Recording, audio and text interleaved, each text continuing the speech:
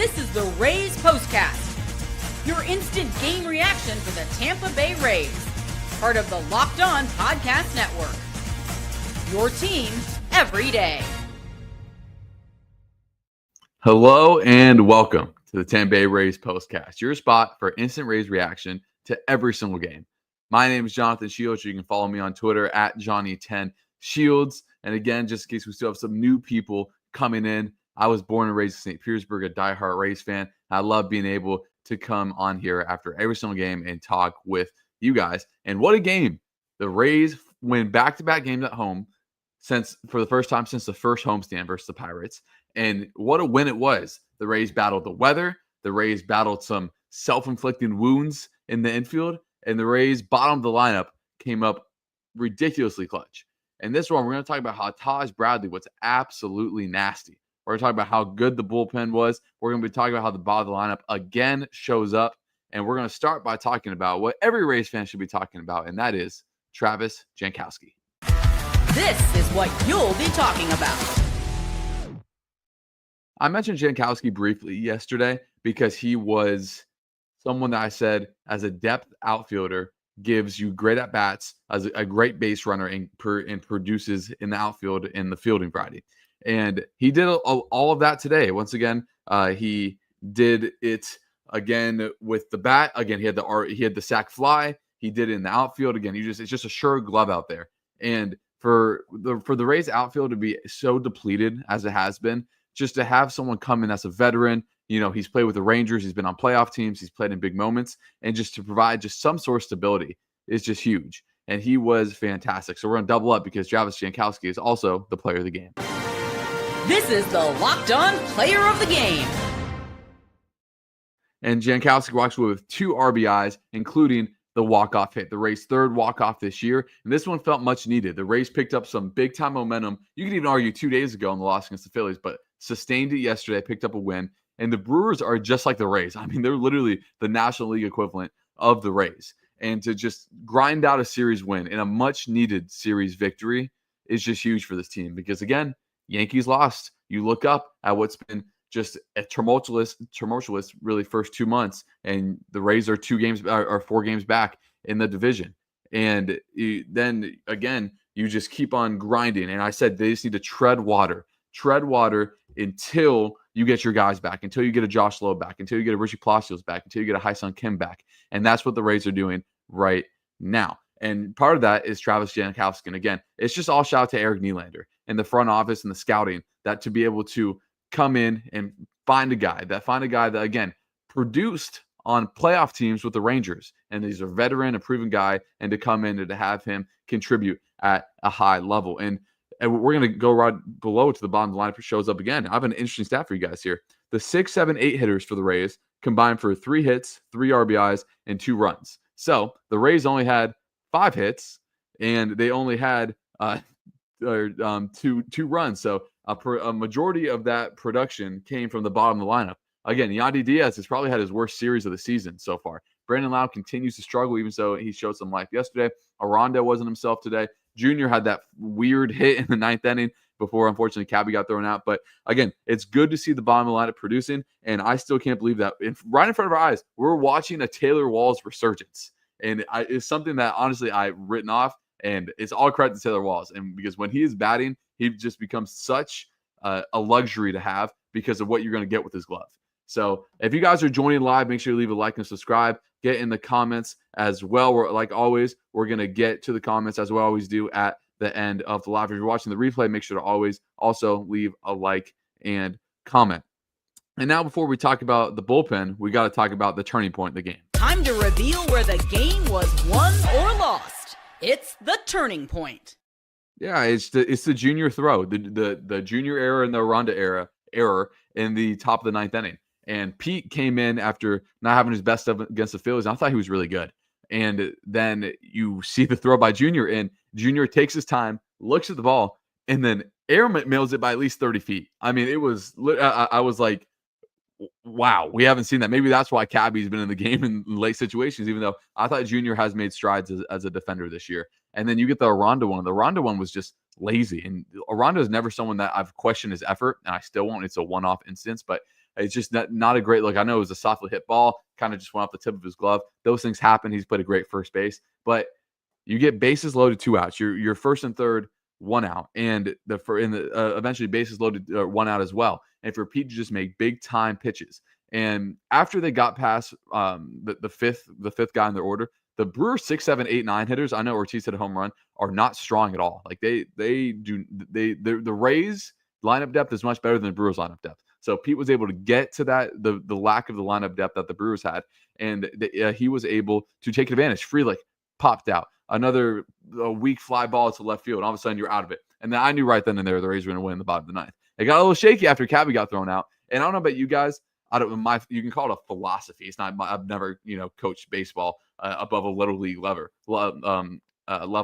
But when you get a runner on and you want to steal, especially when it's a 3-ball count, I would always wait until there's 1 out, because when there's 1 out, it's kind of like, okay. It just feels a little better getting there. I know Cabby led the AL in stolen bases last year. He kind of has a green light to go whenever, but especially when there's 3 balls in 1 out or 0 outs, you let that batter go. You let that batter kind of, have that at bat to himself. That's just me. Obviously, Kevin Cash has been 2-time manager of the year, and he's a great manager, one of the best managers in baseball. So I leave it to him and his staff over anything. But that's just something that I always think of and confused when guys do steal, when it's no outs, and especially with a good hitter, Cam Meisner. And I wrote down he's starting to come out of his slump. He put together 2 or 3 really good at bats today. So again, the bullpen was fantastic. Good to see you set a bounce back. Good to see Rodriguez again. He had an efficient inning. He went through like 8 or 9 pitches, and then Fairbanks again. We just touched on. He was really good as well. We're going to talk about how good Taj Bradley was, as well as talk about what the Rays need to do tomorrow to earn the sweep. Right after this. This episode is brought to you by Trade Coffee. Let's be real. Coffee isn't just a drink. It's a ritual, a lifeline, and the thing that gets you from half asleep to fully functioning. And if it's that essential, why settle for anything less than amazing? That's where Trade Coffee comes in. Trade is the #1 coffee destination in the U.S., delivering fresh, incredible coffee from over 50 of the country's top roasters. Whether you're a cold brew fan or pour over purist, they've got it roast you'll love. And if the first match isn't perfect, Trade will replace it for free until they get it just right. And I think that is the best product about Trade Coffee. They are willing to do anything to get it right for you guys. Right now, Trade is exclusively offering our covers 50% off your 1-month trial at drinktrade.com/LockedOnMLB. That's TRADE.com/LockedOnMLB for 50% off your 1-month trial. This episode is also brought to you by Amazon Fire TV Stick. Did you know your Fire TV is also an Xbox? Turn any TV into your gaming entertainment hub with the Fire TV Stick 4K devices. No console required. Just grab your pair controller, subscribe, or sign in to Xbox Game Pass Unlimited with EA Play included, and you're ready to play. Dive into hundreds of premium titles from EA Sports College Football 25 to Call of Duty Black Ops 6 and Avowed. As easily as you stream your favorite shows, it's gaming made simple, and it's all on your Fire TV Stick. With 4K streaming, watch more than 1.5 million movies and TV episodes from your favorite subscribe services like Netflix, Prime Video, Disney Plus, Max, and more. This is great for being able to stream what you guys want to stream. Like I said, you guys can stream Max and all these movies on there, and it's just another great alternative at a little lower price than just subscribing to all these different services. Head to Amazon.com/FireTV. Head to Amazon.com/FireTV Locked On to get started. Xbox Game Pass Unlimited subscription and compatible controller required. Available on select devices including Fire TV Stick 4K 2nd Gen, Fire TV Stick 4K Max 1st and 2nd Gen, and Fire TV Cube 3rd Gen. And lastly, this episode is brought to you by FanDuel. The NBA playoffs are in full swing, and every night delivers highlight-worthy performances, major momentum shifts, and can't-miss moments. Whether it's a game-winning shot or a breakout player, there's never been a better time to get in on the action. FanDuel makes it easy to stay in the game. Before tip-off and live, with player props, performance trends, and same-game parlays, fans have more ways than ever to play smart and win big. Like I said, the NBA playoffs are going on right now. The Warriors-Timberwolves game is later, and my favorite is the player props. I love putting, Ant to have 3 or more threes, Julius Randle to have 8 or more rebounds. Not to mention How could $200 in bonus backs? What $200 in bonus bets if your first $5 bet hits? That's just big money. New to FanDuel is the perfect time to sign up. Head to FanDuel.com and place your first $5 bet. If it wins, you get $200 in bonus bets. Make every moment more with FanDuel, official sports betting partner of Locked On. Now let's talk about Taj Bradley, because the way that he came in out of the bullpen out of the rain delay, I thought was just fantastic, and not something that you see every day, especially from a starter. Normally, especially when the Rays were up to bat and Taj was at a really good point in the innings. And the biggest thing I took away from Taj's start again was his swing and miss was back. His strikeouts the last few times were 3 strikeouts, 2 strikeouts, 3 strikeouts. He got up to 5 today, but there was a lot more swing and miss.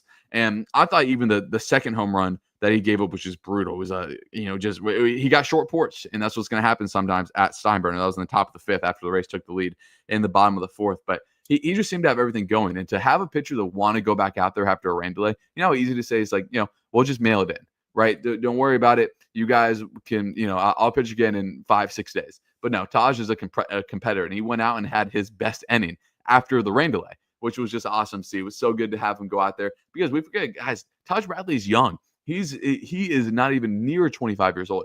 And to think that he's when McClanahan comes back, he's number 3, maybe even number 4 in the rotation. That is just a luxury to have as Rays fans. So we're about to get to the comments. So if you guys, like we always do, leave a comment and we will go through them like we always do. And again, guys, really big win. Just some other talking points as Aranda just continues to go the other way at an elite level. Now, the last 4 of his hits have been to the other way. Like I said before, Meisner is starting to break out of it. Like I said, with the Rays hitters, when the entire lineup was slumping, when you see signs of someone coming out of a slump, they're doing what Cam Meisner is doing, taking pitches, drawing walks, and getting the barrel to the bat more. And that's what he's doing. So good to see him finally start to come out of it a little bit. And it seems like the Rays have never scored first. The Rays had 8 comeback wins coming into this game. Now it's going to be 9 after trailing down 1-0. So yeah, and when Taj was cruising, like I said, and I thought the other key at bat was the home run to Churio. By the way, Churio is a stud. He's a great player.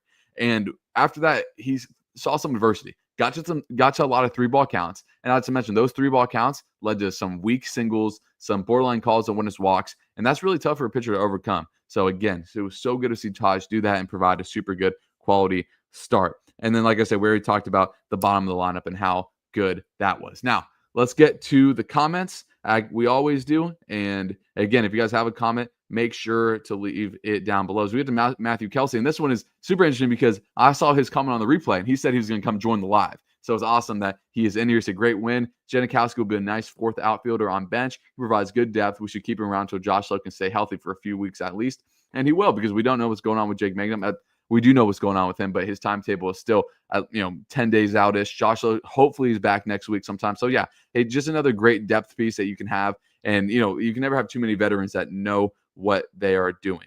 And then we go to Gary, said an excellent job by Pete Fairbanks as the Rays won. It would have been a horrible top of the 9th inning following the 2 errors. Joe Hermanson right, and it was great for Pete to kind of work through that. And his stuff was really good, man. I mean, soft contact after soft contact. And when Pete Fairbanks is doing that, it is just fantastic to see. As Gary also talked about the Cam Meisner stolen base. Yeah, that was awesome. And it also could have been the turning point in the game as well if it's not for the top of the 9th inning. Let's go to Matt Blankenship. He says, nice way to walk it off in the first rain delay at the Stein. First rain delay in the history of Rays baseball at a home game.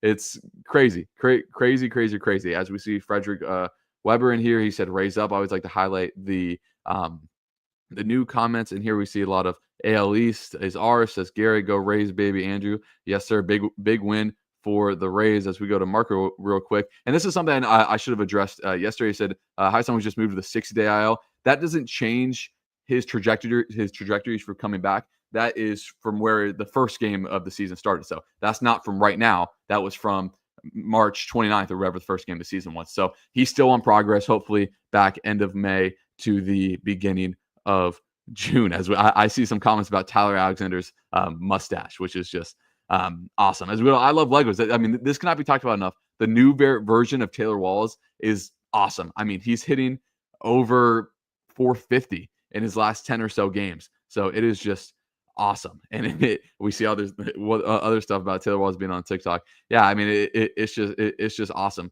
to see. And again, if Taylor Walls can hit 220, that's all we're asking for. We're not asking Taylor Walls to go hit 280. We're not asking Taylor Walls to hit 15 home runs. We're asking Taylor Walls to hit 220, be great in the field, and be a fantastic base runner. If he can do that, it is going to be fantastic. Let's go to I Love Legos.